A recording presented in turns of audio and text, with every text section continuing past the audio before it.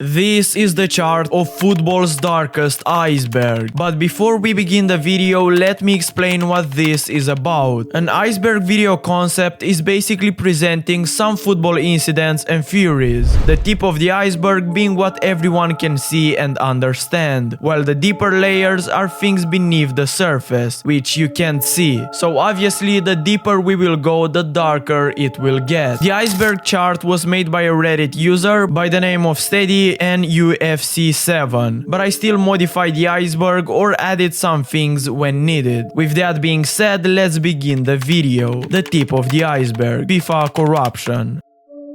As you may know, football has been subject to corruption because of the power it withholds, especially with the World Cup. It is the biggest sports tournament in the world. Around 1.5 billion people watched the World Cup final in 2022. Just imagine for a second how much money that generated. And for a long time, the FIFA officials were accused of bribery and money laundering schemes. In 2010, the host countries for the 2018 and the 22 World Cups were selected. Before that though, the FIFA inspection team concluded that Russia and Qatar would be the riskiest places to host a World Cup. More than half of the people involved in the votes for the 2018 and 2022 World Cups, including the former FIFA president Sepp Blatter, have been accused of wrongdoing. And so Qatar and Russia were selected to host the World Cups in those respective years, despite being proclaimed as the worst countries to do so. Just 5 years after the votes, FIFA was forced to move the start of the 2022 World Cup to November because of how hot the summers are in Qatar. But Russia too has received allegations of improper bidding behavior. What makes this case stranger is that in 2019, when Gianni Infantino became the president of FIFA, he received the Order of Friendship Medal from President Vladimir Putin,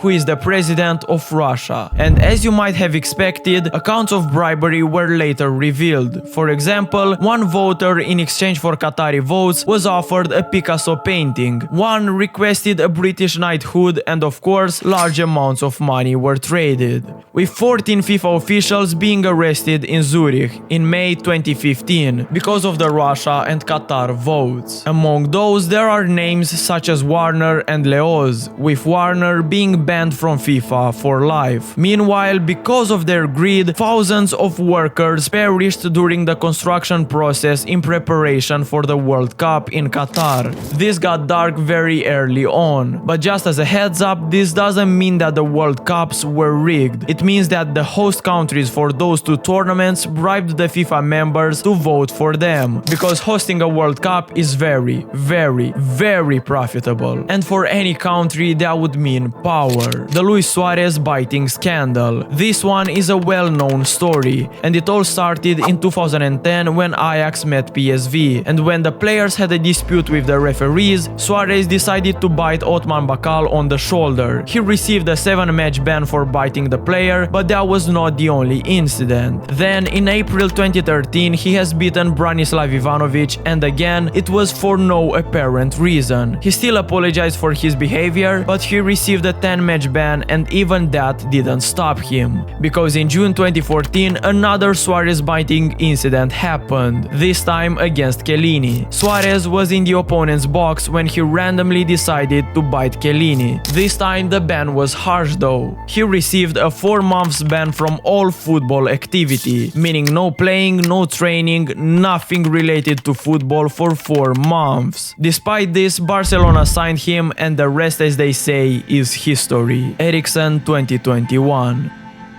This heartbreaking incident is actually a recent one, as it took place at the Euros in 2020, in a match between Denmark and Finland. In the 42nd minute, Denmark's captain Eriksson collapsed on the field. At the time, no one knew what happened exactly, but in the past there were cases of footballers collapsing and dying afterwards because of heart or respiratory issues. Eriksson actually suffered a cardiac arrest, and while he was taken to the hospital, he told paramedics to keep his boots because he didn't think he would ever play again. But now he plays for Manchester United. What a beautiful story. The Mason Greenwood incident. As the only way for Greenwood was upwards when he was at Manchester United, the worst thing happened. In January 2022, he was arrested for attempted rape and He was later charged with controlling and coercive behavior and assault. And all these so-called allegations appeared because of videos and photos shared by his partner. And I said so-called allegations because it's clear as day what he was doing. In other instances, you can write this off as women trying to gain some money, but not here. There is audio and video proof of Greenwood assaulting his partner, which is undeniable. Now, unfortunately, his partner, who is also the victim, withdrew from the case, meaning that Greenwood is a free man. He plays for Marseille currently and he is the top scorer of the league, with many fans supporting him. If you ask me, this is the worst that football has seen recently, because players like him have no place in this beautiful sport. Cristiano Ronaldo's childhood. As you may know, Cristiano Ronaldo had a very tough childhood. Born in Madeira, Portugal, he was very poor as a child. His father was an alcoholic, which led to him dying because of kidney issues. But there is one thing about his childhood which many people don't know, and it's specifically about his time in school. When he was 14, whilst he was at a lesson, his teacher made a joke about Cristiano and his family as they came from a poor background. Because of that, he lost his cool and threw a chair at his teacher. The incident saw him expelled, and it was at that moment that Ronaldo decided to focus his attention entirely on football. And maybe it wasn't the worst decision. The surface of the iceberg. Marcos Alonso car accident. Okay, now this is starting to get a little darker. On 3rd of May 2011, Alonso was the driver in an accident which caused the death of a young woman in Madrid. He was driving at 112 km per hour in wet conditions, where the speeding limit was 50 km per hour. He had a blood alcohol level of 0.93 milligrams per milliliter of blood. He faced 21 months in prison, but his punishment was changed to a 61,000 euros fine and a driving ban for 3 years and 4 months, which unfortunately expired a long time ago. Yeah, from what I've read, the justice system in Spain is a joke. This is considered as just an accident under the effects of alcohol. Also, if you have no criminal record, you don't even need to go to jail for these kind of accidents. Well, not in Spain. Still, I can't believe that this guy once played for Barcelona. The Jabulani. The Jabulani was a football manufactured by Adidas, and it was the official match ball for the 2010 World Cup. Come on, you all know what a Jabulani is. The thing with this ball is that it wasn't normal, and the one who abused it the most was Diego Forlan. He scored 5 goals and they were all sensational. The problem with the ball is that it kept swerving and moving at the last moment, making it almost impossible for goalkeepers to catch it. And it was because of the paneling of the Jabulani. Most traditional balls are made from 32 panels, while the Jabulani was made from 8 spherical molded panels with a textured surface to improve aerodynamics. By the way, Jabulani means be happy in Zulu, but this ball surely didn't make the goalkeepers in 2010 happy. Quite the opposite actually. Buffon said that the ball is inadequate. David James said that the ball is dreadful and horrible, but horrible for everyone. NASA actually made a study to see why this ball moves differently, and they discovered that other footballs experience a knuckling effect at speeds closer to 48 km per hour, whereas the Jabulani begins to experience the effect at speeds of 72 to 80 km per hour, causing the ball to swerve at the last moments. Because of the criticism and scientific research, the production of the ball was ceased after only 2 years. The 2002 Korea corruption. Again, a World Cup corruption scandal. But this time, this is just a theory with some very controversial evidence. So, in the 2002 World Cup, South Korea were the hosts, and to say that they surprised the world in this tournament is to say nothing. But they certainly did that with the help of referees. In the round of 16 against Italy, they defeated them 2-1. With that being said, Totti got sent off for diving, when he actually got fouled. They disallowed Tomasi's goal goal because he was offside, although he wasn't, and the referees didn't give any sanctions for Korean players even though they clearly played dirty, even elbowing the Italian players. But wait, it gets more ridiculous. In the quarterfinals, South Korea played against Spain. Spain were the superior team and they scored 2 perfectly legal goals. But guess what? They were both disallowed. The first one for a foul and the second one because the ball supposedly went out of play, which in both cases is not true. The game then went to penalties and South Korea won 5-3 in the end. Fortunately, they were eliminated by Germany in the semi-finals, but the referees Byron Moreno and Gamal Al-Gandour were fired on suspicion of match fixing. Those were the referees for the Spain and Italy games. So now thinking about it, I completely believe this theory. I really think that the World Cup in 2002 was rigged, especially when you consider the shady business FIFA was involved in at the time. The Aaron Ramsey curse. This is a popular and a very strange one. Basically, it was believed that when Aaron Ramsey scored a goal, a popular person would pass away days later, including Osama bin Laden, Steve Jobs, Muammar Gaddafi, Whitney Houston, Paul Walker, Robin Williams, and many more. Ramsey said that this is just a ridiculous rumor, but on the bright side of it, he said that he took out some baddies. Okay, but this quote is crazy. The body. Garrincha and the GOAT. Garrincha was considered back in the day as the best footballer in the world. Even Pelé said that he wouldn't be a 3 times world champion without Garrincha. He was one of the greatest dribblers of all time, with Garrincha playing a crucial role in the 1958 and 1962 World Cups. He even had a disability. He had one knee in and one knee out, but he still somehow played football. This story about him though is really gross. It is rumored that when he was 12, he lost his virginity to a goat. Wait, that's not all. He had 14 children and he impregnated local girls when he went on tour with his team. Brazil was poisoned by Argentina. In the 1990 World Cup, after Argentina beat Brazil 1-0, it was a national tragedy. It looked like an easy win for Brazil at the beginning, but in the end they somehow lost, and many Brazilians said that they were feeling unwell and dizzy after the match. And this is when the accusations and controversy started to happen. The Brazilian player Branco accused the Argentinian training staff of giving him a bottle of water laced with tranquilizers. Years later, Maradona admitted the truth, saying that Branco had been given holy water, which actually meant tranquilizers. Branco threatened to sue the Argentine Football Association, but they denied any knowledge of the event. The answer still remains: was it water or was it not? The FIFA cover curse. We all know and love FIFA, right?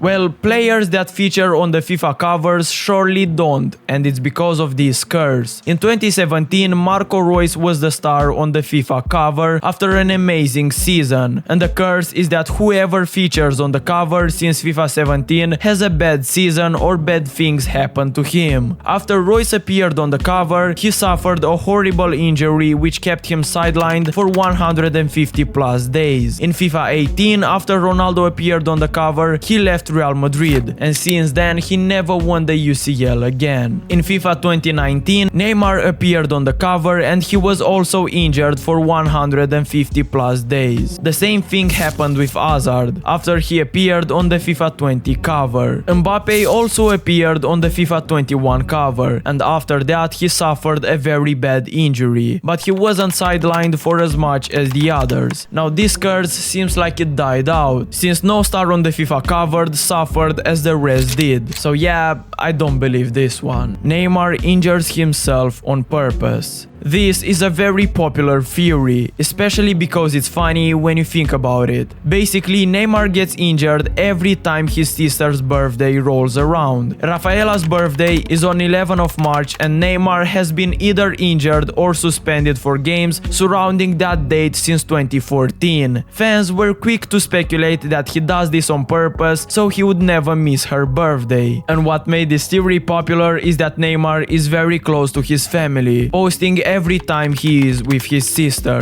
Of course, you could argue that Neymar has problems with injuries and in general, but he has been injured during his sister's birthday for 8 times in 9 seasons. It just makes you think. The darkness. Just like the name suggests, this part of the iceberg gets really dark, so tighten your seatbelts because it's not funny anymore. Bela Gutman curse. In 1959, Bela Gutman signed a managerial contract with Benfica, and he was an incredible coach for Benfica. Although harsh, he was still great. In 1961, he led Benfica to win the European Cup after beating Barcelona 3-2. In 1962, Benfica again won the European Cup, but this time they met Real Madrid in the final. Naturally, Gutman wanted a salary rise for his brilliant work, so he went to see his new president of the club, requesting a pay rise, but the president denied his request, to which Gutman furiously responded with, "Not in the next 100 years will Benfica ever be European champions." At the time, nobody took him seriously and played it off as just pure anger, but since Gutman cursed Benfica, they failed to be European champions for 8 times in a row. Even the legendary Eusebio visited the gravestone of Gutman, praying for forgiveness prior to the 1990 European Cup final against AC Milan, which Benfica lost in the end. Since Gutman's curse, Benfica have not won one single European trophy, and it's still 2024, so they have to wait for a long time. Gordon Banks got poisoned by the CAA. In 1970, England were reigning World Cup champions, while also being the favorites for that year's World Cup. Gordon Banks, the goalkeeper, was the star of the team, posing the most threat to the opponents, West Germany. But one day before the match against West Germany took place, Gordon Banks fell ill, so he had to be replaced by Peter Bonetti, who had the worst display of his life, conceding 2 very simple goals, which in the end was the reason why England lost 2-3 to West Germany. Now, at the time, the CAA was monitoring the political situation in Brazil, and the World Cup win for Brazil would take away the attention from politics, at least for some time. Many people believe that this was the reason why the CAA decided to poison Banks. So was England such a big threat for Brazil, or is this just a conspiracy theory? Emiliano Sala. In January 2019, Emiliano Sala had a flight scheduled to Cardiff City after being bought by them from Nantes. Sala was very happy as it was his dream to play in the Premier League, but just before the flight, the pilot described the plane as dodgy and that he usually leaves his life jackets between seats, but today he will wear his life jacket. Also, the pilot on that flight, Davide Botson, was not the legally registered operator and he didn't even have a license. On 28th of January 2019, Emiliano Sala died when the plane in which he was flying crashed into the English Channel. His last message to his family was, "I'm on a plane that looks like it's going to fall apart. I'm getting scared." On 7th of February, Sala's body was found and recovered. Until this year, there were legal disputes over Sala's transfer to Cardiff. Unfortunately, Sala achieved his dream life, but he never got to experience it. The abyss. This is the darkest part of the iceberg, and so the content may be disturbing for some. Viewers' discretion advised. The Congo lightning.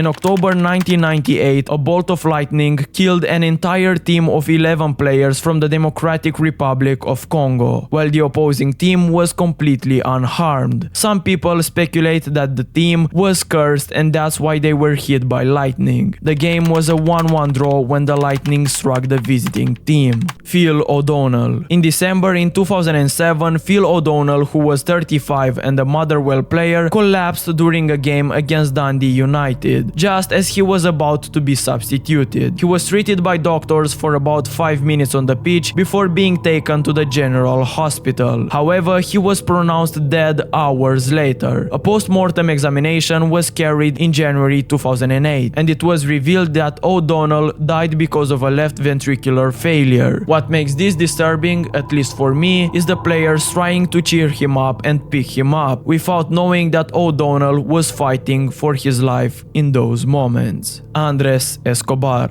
This story is one of the most tragic that football has ever witnessed. Andres Escobar was a star defender for the Colombian national team, and during the World Cup in 1994, in the match between Colombia and the USA, Escobar scored an own goal, making the score 2-1 for the US, with Colombia losing the match and consequently crashing out of the World Cup. A few days later, after the Colombian players came back home, a cartel member shot Andres Escobar outside of a nightclub in Medellin, killing him on the spot, while shouting goal every time he shot him to resemble the commentator saying goal 6 times. What's even more spine-chilling is that after the match between Colombia and USA ended, Andres Escobar gave an interview in which he said, "Life doesn't end here." There are still many questions as to why he was killed, but the Colombian police speculated that the cartel which killed Escobar placed a bet on the Colombian national team before the match, and the own goal lost them a lot of money. Consequently, they ordered a hit on him, and then disaster unfolded. Over 120,000 people attended Escobar's funeral, as he was a very beloved and admirable figure in Colombia. Unfortunately though, his life was cut short.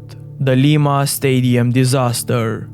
This tragedy is considered as the worst disaster that has ever happened in football. On 24 of May 1964, Peru played Argentina on the Estadio Nacional in Lima. The stadium was packed and the fans were really excited for this match, as the game was considered vital for the Tokyo Olympics football tournament. With Argentina leading 1-0 and 6 minutes of normal time remaining, Peru equalized, sending the crowd into a state of euphoria, only for the referee to later disallow the goal. This decision angered the fans, so much so that a spectator decided to invade the pitch and beat the referee, to which the local police responded with violence and brutality. They beat the fan, which further enraged the crowd, causing a pitch invasion, with the supporters throwing seats, bottles and other objects. The policemen again responded with violence by throwing tear gas canisters into the crowd and firing shots in the air to prevent further escalation. The tear gas caused panic and a mass exodus to avoid it. The problem is that the stadium had solid steel shutters at the bottom of the tunnels that connected the street level, instead of standard gates, and these shutters were closed during the game. Now, when fans tried to escape from the stadium, they were pressed on these closed shutters by other spectators who tried to escape from behind, without seeing and knowing that people were being crushed in the front. Hundreds of people died from internal bleeding or asphyxia. The official death toll is 328 and 500 plus injured, but since deaths by gunshots were not counted in the official estimates, the number may be much higher. Still, even with 328 deaths, the Lima Stadium disaster remains the greatest tragedy in football history, with the Peruvian government declaring a modified form of martial law, a state of emergency and a state of national mourning in the aftermath. As of 2024, Peru has still not conducted an in-depth investigation of the disaster. So that is it, guys, for the Iceberg video. Creating this video took a lot of effort and time, and I would really appreciate if you liked this video and subscribe to the channel.